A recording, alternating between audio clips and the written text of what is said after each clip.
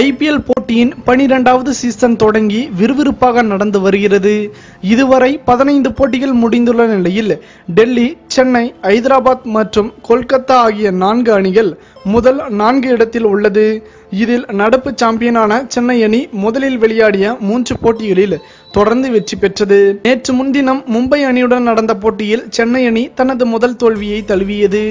இந்த நிலையில் CSK அணியின் நட்சத்திர பாஸ்ட் பவுலர் லுங்கி நிகிடி காயம் காரணமாக இந்த சீசனில் இருந்து விலகியுள்ளார். இங்கிலாந்து ஆல்ரவுண்டர் டேவிட் வில்லி தனது சொந்த காரணங்களுக்காக சீசனில் இருந்து முழுவதுமாக விலகியுள்ளார்.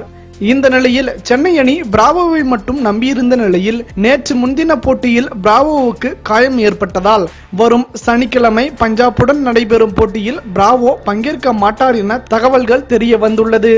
பிராவோ இல்லாத காரணத்தால் சென்னை அணியின் நிலைமை என்னவாகும்? உங்களின் கருத்துக்களை மறவாமல் கமெண்ட் பாக்ஸில் பதிவிடுங்கள்.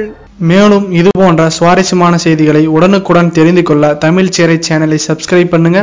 மறக்காம பெல் ஐக்கானை கிளிக் பண்ணுங்க.